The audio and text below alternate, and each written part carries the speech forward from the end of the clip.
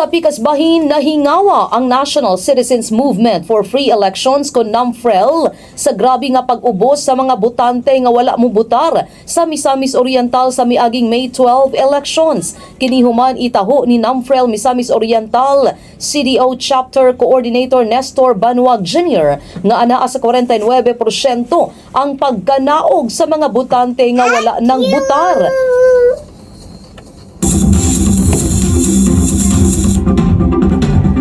You're welcome, Anak.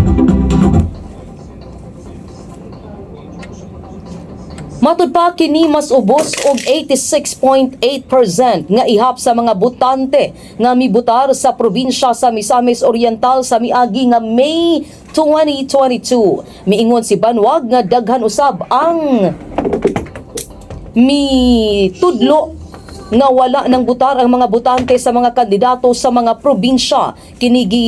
Gilakipan sa gibating kakapoy sa pagbutar, wala pang ganahi sa mga kandidato, pagkabalhin sa Pinoyanan sa layo nga lugar ug uban pa. Siya miingon nga angayang mubati og kaalarman ini ang kagamhanan ug muhimog mga lakang aron dili masayang ang mga katungod sa mga botante nga wala nila magamit.